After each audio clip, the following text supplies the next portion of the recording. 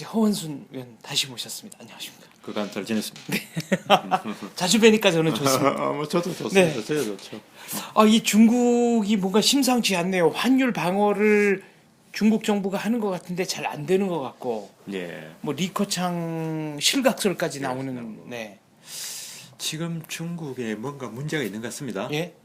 근데 최근에 저 자신이 뭐 중국 전문가라 할 수는 없으나 나오는 외신과 그 다음에 우리 국내 언론, 네. 그 중국의 여러 가지 글을 이렇게 쭉 보면 중국에 뭔가가 있는데 그 문제가 뭐라고 딱 부르지 얘기가 아무 데도 없어요. 뭔가 있기는 있는데 그게 뭔지는 모르겠다. 진짜. 네. 그렇다면 저는 이렇게 생각합니다. 그렇다면 지금 중국의 이 대표적인 이제 주가 하락입니다. 네. 그죠? 뭐 저번에 한번 1차 냈고 또 중국의 부양책을 내서나 효과없이 또 떨어지고 네. 뭐 상하이 지수가 한때 5천 넘었던 게 지금 뭐 3천 아래로 내려가서 2,900 얼마 이렇게 있잖아요. 근데 그게 그러면 중국 주가가 떨어진 게 현상이 하나 있고, 그다음에 중국 정부가 거기에 맞춰서 아주 최근에는 이제 금리를 손댔죠. 직업 네. 준비를 해서 금리를 손댔고, 그 전에는 외환 환율을 손댔습니다. 예. 환율을 해서 이제 절하를 내렸대. 그것도 세 차례 걸쳐서 밤에 한 번, 두 번, 세 번 내려가지고 뭐 그 10%를 이제 네. 내린대. 그럼 좋다 이거. 지금 중국의 문제가 과연 경제 문제인가, 아니 금융 문제인가, 넓은 문제, 경제 문제인가? 네. 장관사님 뭐 같습니까? 경제 문제 아닐까요? 아니면 네. 중국의 더 넓은 선에서 중국의 체제와 국가 시스템의 어떤 한계적인 문제인가? 지금 이 시스템으로는 이제 더 이상 발전을 도모하기가 어려워진 거 아닙니까? 그러니까 저는 그런 문제를 우리가 보다 이게 네. 이라고 우리가 뭘 말하기보다 문제를 가지고 한번 보자 할 때 중국에 분명히 그중 금융 주식 시장에 문제가 있습니다. 외환에 네. 문제가 있습니다. 그런 것들이 중국 경제 실물 경제에 반영이든 뭐든 중국 경제에 문제가 있다 치고 네. 중국이 가령 무슨 지금 당장 무슨 외적이 있었어 혹은 지금 당장 체제 불안이 뭐가 있어서 국가가 흔들린다 이런 상황은 아니더라도 중국이 그동안 중국 그 공산당 일당 독재 체제로 가는 시스템, 즉 보편적 현대 국가로 네. 보편적 이성 국가로 가는 시스템에서 뭔가 덜커덕 장애가 오면서 이런 네. 것들이 결과적으로 나타나는 것이 아닌가. 경제 문제가 아니라는 것이 아니라 그 큰 문제를 네. 보면 저는 그런 생각이 지금 자꾸 드네요. 저는 이제 세 가지 정도 좀 의문이 드는데요. 네. 이거 이제 지엽적인 거지만 하나는 그동안에 중국 정부가 발표했던 모든 통계가 과연 맞는 거냐. 네, 이런 문제가 충분히 있고. 제기할 수 있는 문제입니다. 예. 그다음에 이제 두 번째는 중국이 이제 경제 성장을 한 건 사실이지만 중국 기업들이 이익을 내거나 혹은 중국에 진출한 외국 기업이 이익을 내서 경제 성장이 된 게 아니고 외국의 회사들이 투자를 해서 요게 이제 말하자면 착시 현상을 불러일으킨 것은 아니었을까. 네. 두 번째. 네. 네. 또 세 번째. 이제 이런 생각이 들고 일단 두 번째 네, 뭐 얘기부터 먼저. 저는 우선 제일 첫 번째 중국의 통계 문제부터 얘기합시다. 중국의 통계는 사실은 후진국들이 흔히 받는 이제 의혹이고 그런 네. 길입니다.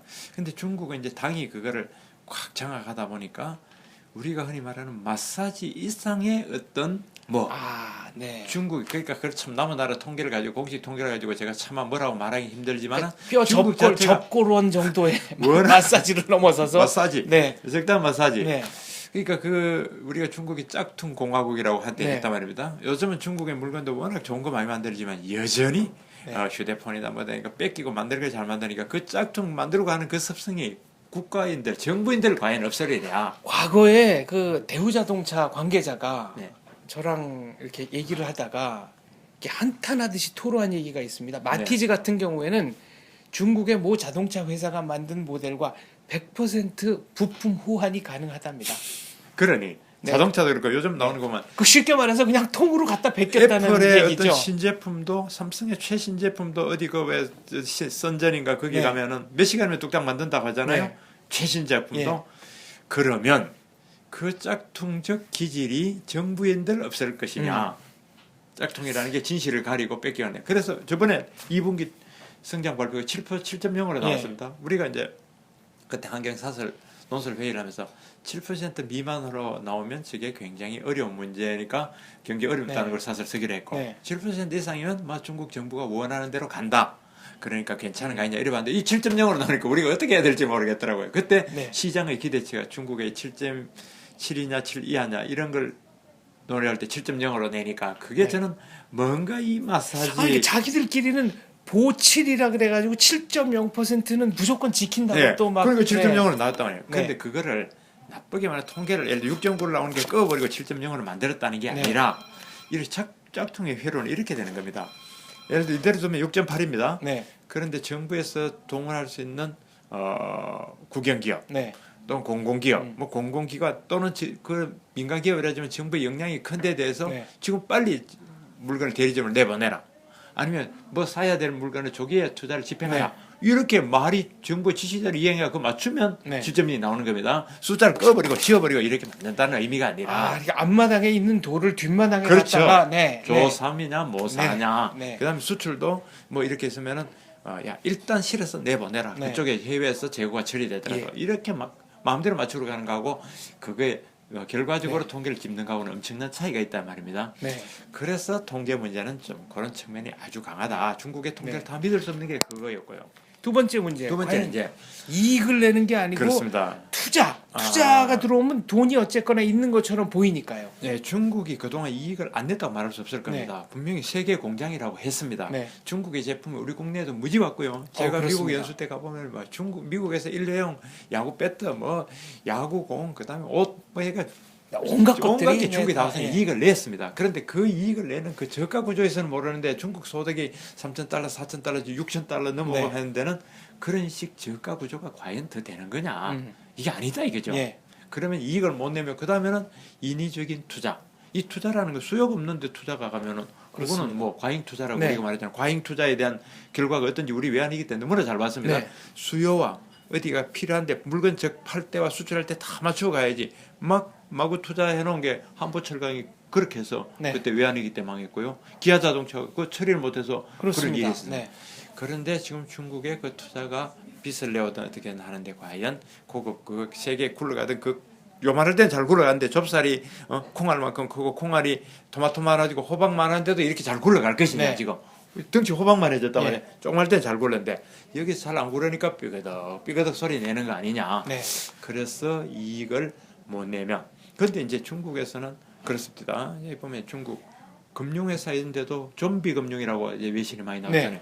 이건 정상적으로 이익을 못 내고 그다음에 이 은행의 부채가 과연 얼마인지 아무도 모르고. 네. 그다음 그 부채 수준 있잖아요. 이게 뭐 우리도 요주의가 있고 무슨 뭐가 네. 있고 이렇게 해서 정말 회수불능의 그런 부채는 또 얼마나 이런 것들이 투명하지 않으니까 그렇죠. 기업 투자도 그렇고 그 부채의 상당 부분은 또 공공기관. 그렇습니다. 네. 예, 그래서 이익을 부채고. 중국 기업이나 이런 것들이 과연 이익을 내는 거냐. 그다음에 이제 이익을 못 내면 이렇습니다. 네. 우리는 우리도 아직 아쉬운 점은 많지만 선진 경제일수록 구조 조정을 하는 겁니다. 예. 그래서 안 되면 기업을 팔고요, 사업부를 잘라서 M&A를 붙이고 또 안 되면 셧다운도 하고 또 뭐 워크아웃 하고 구조 조정을 끊임없이 하는데 중국은 과연 이게 실력자들이 뒤를 봐주고 네. 당과 관련됐고 뭐 공과 관련 이런 됐다면 이게 부실한 기업이 정리가 되고 가느냐 아닐 가능성이 매우 크다 이거죠. 그냥 가는 거야. 네. 못 먹어도 뭐 야 좀 더 빌려줘. 돈 빌려주는 게 그렇죠. 왜 하면 여기 네. 부채율 아니 200%라서 안 됩니다라고 채권단이 딱 잘라서 얘기하는군요. 안 된다 이거죠. 그럼 네. 쓰는 김에 더해서 220% 되고 하면 지금은 안 넘어지지만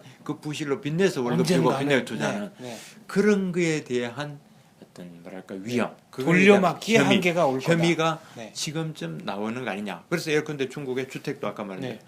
과잉 투자가 확 돼 있는데 담보대 지금은 갑니다. 어느 순간 뻥 하면 위험하고요. 그렇죠. 기업도 그렇고. 그래서 그 빚내서 집 산 사람들, 집산 기관들 다 망하는 건데요. 이런 것들은 우리도 겪었던 네. 문제입니다. 중국이라고 특별한 게 아니라 우리가 외환위기 때 그래서 거쳤고 확 성장할 때는 어떨 때나 거품이 끼게 됩니다. 네. 근데 그 거품은 터질 때 거품인 줄 알지 있을 때는 거품인 줄 알고 아무도 모르는 그렇죠. 겁니다. 예. 터지고 난 뒤에 거품에 관한 원칙은 정리하면 되게 이렇게 됩니다. 거품이 형성될 때는 모른다. 지나고 나면 거품인 줄 안다. 네. 두 번째 모든 사람들이 이번만은 거품이 아니라고 믿는다. 네. 이번만. 단단한 땅이라고 이번만은 믿는다. 거품이 아니라 네. 그럼 지나보면 거품이다. 거품 있을 때는 네. 모른다. 세 번째 모든 거품은 반드시 터진다. 아, 반드시 꺼진다 한순간에. 네. 그게 멍 터져가지고 네. 충격이 클 것이냐 좀 충격이 덜한 채 바람이 싹 빠지면서 이러냐 이 차이가 네. 있지. 모든 거품이 터지는 거예요. 그래서 중국이 지금 거품을 빼는 혹은 빠지는 그런 단계에 지금 있는 거 아니냐. 네. 그래서 그거에 대표적인 그 이제 말하자면 우리가 주식 시장은 실물 경제에 말하면 선행 지수다, 네. 뭐지 앞서 이런 얘기 많이 하대요. 네. 그런 식으로 보면 그게 먼저 반영돼서 그 위험성이 반영된 거 아니냐. 또 그래서 중국 위험하니까 환율을 뭐라고 해야 되나 환율 전쟁을 유발했다 할 정도로 환율 낮춰서 다시 그렇습니다. 수출의 경쟁력을 갖도록 전쟁을 하고 그러는 거 아닌가. 세 번째 질문. 네. 네, 이건 이제 좀 더 근본적인 질문인데요. 자유시장 경제의 핵심이라고 할 수 있는 사유재산권 제도가 네. 과연 중국에서 제대로 지켜지고 있느냐? 그거는 이렇게 나눠봅시다. 네. 우선 개인의 사유재산은 전 정확하게 지금 제도를 모르겠습니다. 아마 네. 지금 확립되고 있는 과정일 네. 겁니다. 그런데 우리가 중국에 투자한 기업들이 예. 중국과 맞지가 않았어. 여러 가지 제도적으로 맞지 않을 수도 있고 아니면은 중국의 인건비가 너무 올라서 네. 이제는 중국의 인건비로는 국제 경쟁력이 없다. 사업을 철수하겠다고 판단이 날 수도 그래서 이제 있고 베트남이나 미얀마로 네, 실제로 옮기고. 이제 네. 가려고 했을 때 중국이 그걸 내보내주느냐 순순히 놔주느냐? 안 보내주죠. 네. 그래서 야반 도주를 하고 사람 묶이기도 하고 뭐 네. 별일이 아닌데 그거는 사유 재산권이 보장이 안 된다는 경우죠. 그런 경우는 그죠? 그렇죠. 그러니까 실제로 한국 기업인 중에 지금 이른바 중국에서 떠돌이 생활을 하는 경우도 적지 그게 않다고 이제 저는 들었습니다. 텐진에서 이제 기업들이 우리가 네. 철수를 하려고 했을 때 못 한다는 거예요. 네. 또 하나는 대기업도 중국에 이제 초창기에 들어간 대기업들이 중국으로서는 어떤 뭐 지방의 도시들에 가면은 외곽이었지만 그 사이 도시가 팽창하면서 준 도심 지역으로 네. 되어버린 겁니다. 그러면 이거는 예를 들어 주거 지역이나 다른 걸로 상업 지역으로 팔고 외곽으로 옮겨야 되는데 이게 함부로 못 한다는 거예요. 거기서 환경에 대한 부담을 하라. 네. 또 그만두고 할 때는 그 노동자들 그만뒀을 때는 보상을 하라. 막 이렇게 네. 엮어매니까 강제 책임을 지는 요거는 책임의 강화지 다른 말로 보면 사유재산권의 행사가 안 네. 되도록 하는 그렇거든요. 그래서 투자에 대한 그 유한한 책임을 못 지게 한다든지 자기 투자는 책임지고 그만하면 손 털고 나와야 되는데 네. 무한대로 채용한 인사에 대해서도 다 채용하고 임금 줘라면 그게 그렇죠. 이제 확대된 개념의 사유재산권이 안 됐다는 거고 그다음 가지고 나갈 때도 뭐 매각이 안 된다든가 네. 그런 문제가 있고요. 다른 하나는 이런 문제를 또 볼 수 있습니다. 지금 장 대표님은 사유재산권을 보니까 이번에 그리스가 네. 이제 구제금융을 받았죠. 예. 구제금융을 받는데 이제 EU에서 그리스에 대해 조건이 굉장히 많았습니다. 이런 거 네. 다 계획 조건. 그 중에 하나가 근대적 현대적 민사 소송 체계를 갖추라는 대목이 들어가 있습니다. 아 그리스가 얼마나 전근대적인 그거는- 민사 소송 체계를 갖추고 있어요. 그거는 이런 겁니다. 저는 전근대라는 말도 맞고요. 네. 사회주의적 전통이 하는 거예요. 그리스 법정에 가면은 이렇답니다. 그리스 법정에 가면은 이 재산권 문제가 있는데 이게 네. 내 거다 내 거다 네. 책임이 이랬다 네 거다 내 거다 뭐 이럴 때면 이거 변론하고 온갖 법에다 설명하다 그냥 그걸로 하이무시 가서 지쳐서 네. 나빠진다는 거예요. 선진국일수록 예. 우리나라도 그렇지만 선진국일수록 사유재산과 개인적 민사 책임에 대한 그런 네. 게 굉장히 명료합니다. 사유재산이 네. 분명하고 요건 너 책임이 요건 내 책임 민사소송 체계가 굉장히 명확하거든요. 네. 우리가 배임죄 같은 거는 선진국답지 않게 그게 엉뚱하다 해서 네, 해석의 그동안 여지가 문제 제기를 너무, 네, 있는 넓다는 거고 거죠. 맞지 않다. 보통은 그게 이제 근대 국가요 현대 사회 예. 특징이 그렇거든요. 그러면 EU가 그리스에 대해서 그 얘기를 했다는 것은 제가 볼 때는 그리스를 저 상태로 내버려 두고 손해배상 관계, 네. 책임에 관한 관계, 사적으로 어떤 재산과 소송 음. 이거에 대한 이게 사유주의적 조건 정근대적 상황을 나놓고는 네. 그리스가 EU가 그리스 빌려준 돈도 회수도 못해 나중에 그렇죠. 돈 예. 빌려줬던 게 뭐 애매하니까 네. 그리스 국내법 갖고 네. 막 재판하면 그러니까 그런 회수 문제도 있지만 그 사회가 한 단계 올라가려면 그런 책임 네. 문제를 분명히 해야 된다고 저는 판단했기 때문에 그런 요구를 했다고 봅니다. 헤르난도 드 소토든가요? 그 칠레 경제학자. 음. 네. 그 칠레 경제학자가 전 세계 후진국은 왜 후진국인가? 이제 결론은 이 자본을 그러니까 담보 대출이든 뭐든 이 자본을 활용할 수 있는 방법이 그만큼 없더라. 그래서 이제 각국에서 적법하게 기업을 세우는데 얼마나 걸리나, 네. 뭐 재산권 말하자면 자기 집을 등기하는데 몇 년 걸리나 이런 걸 쭉 실험을 해가지고 책을 쓴 게 있는데요. 이집트에서는 19년이 걸리든가 그렇고 필리핀에서도 뭐 17년. 그러니까 자기 집을 사가지고 이걸 자기 앞으로 등기를 해야 이걸 담보로 무슨 돈을 빌리든 재산권 행사를 할 수 있을 거 아닙니까? 근데 이게 19년씩 네. 걸리면 그것 보십시오. 그러니까 또 다른 사례로 미국이 전 세계 자동차 산업이 제일 네. 발달했죠. 미국엔요, 우리 쇼핑하듯이 중고 자동차 가서 자동차 사서 그냥 자기가 타고 가면 수 있습니다. 바로 그냥 예, 등록. 예. 네. 거기서 내가 중고 새 자동차도 가서 예. 바로 거기서 사고 차후에 가서 네. DMC인가 그 뭐 무슨 자동차 네. 모터풀 하는 뭐 거기 가서 신고하고 하면 됩니다. 네. 자동차를 사서 팔기도 그렇게 쉽고 예. 사기 쉽거든요. 그렇게 소유권에 대해서 그거 보시면 19년에 걸리는 소유권 네. 확립과 가서 그 자리에서 내 소유권을 확립하고 네. 오는 것의 그 효율성 차이는 말도 못하는 거죠. 그러니까 그러니까 미국 자동차 산업이 예. 그렇게 발달하는 겁니다. 그러니까 이집트 같은 데 가보면은 이제 주택가에 막 철근이 이렇게 삐쭉삐쭉 나와 있고 그런데 사람들이 살거든요. 예. 그 제가 이제 그 소토 책을 읽고 나서 한번 물어봤더니 그런 상태로 가승인을 받아서 사는 게 낫지. 준공 검사를 하고 뭐 하고 하면 이게 몇 년 걸리는 동안 19년이라니. 이게 차라리 이게 말이 안 되는 얘기 그러니까 아닙니까? 소유권 문제는 무척이나 중요하고 사회에 네. 우리가 중요한데 그게 오래 걸린다는 것은 즉 경제 활동의 비효율성을 네. 얘기하는 거 아닙니까? 비효율적인 데서 잘 될 수가 없는 거죠. 그래서 아까 중국 정부의 소유권 문제는 바로 좁은 의미의 소유권이 확보되느냐, 소유권의 좀 넓은 의미에서 기업의 그 활동에 어떤 건립들이 되느냐 하고 네. 이런 것들이 굉장히 그 문제가 되리라고 보고요. 금방 그 이야기한 칠레나 이집트 네. 사례도 굉장히 좋습니다. 우리가 EU에서 지사점도 그렇거든요. 네. 그렇다면 그런 것들을 우리가 합쳐서 볼 때 중국의 지금 아까 말한 장기적 금융위기, 전망. 금융위기랄까 이 경제 위기일 수도 있고 아니면 중국 시스템의 비효율성의 한계일 수도 있다. 그죠? 네. 그렇게 보고 중국이 과연 아주 현대적이고 모든 재산권과 개인의 인권과 그런 것들이 합리적으로 굴러가는 보편적 이성 국가로 가기까지는 아직 조금 멀었어. 그 네. 전 단계의 갈등은 아닌가. 이 좀 시간이 좀 지나봐야. 그렇죠. 그다음에 알겠군요. 단순히 시간만 두는 게 아니라 네. 중국이 공산 일당 국가로 계속 갈 건지 간다면 이번에 뭐 시진핑의 그 부패 전쟁하는 개혁도 있습니다만은 네. 그런 식으로 비효율을 털고 좀 더 이성적 국가로 시스템을 자꾸 바꿔가는 걸 갈 수 있을는지 네. 그런 것들이 앞으로 중국 경제에 좀 더 관건이 아니겠느냐.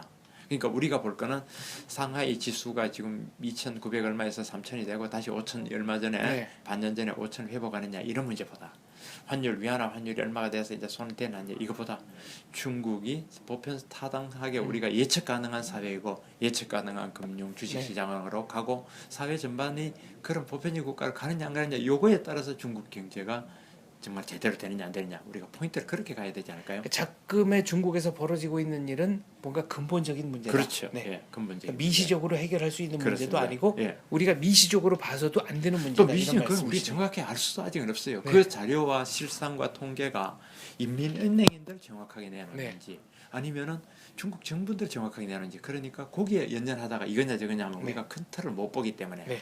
조금 그 큰 틀에서 뭐가 진행되고 어떤 방향으로 가야 되는지 그런 걸 보는 게 지금 중국 경제를 보는 저는 좀 포인트가 돼야 되지 않을까 싶습니다. 알겠습니다. 이른바 차이나 쇼크 긴 맥락에서 나무를 보지 말고 숲을 봐라 이제 이런 말씀으로 듣겠습니다. 예, 그렇죠. 네, 감사합니다.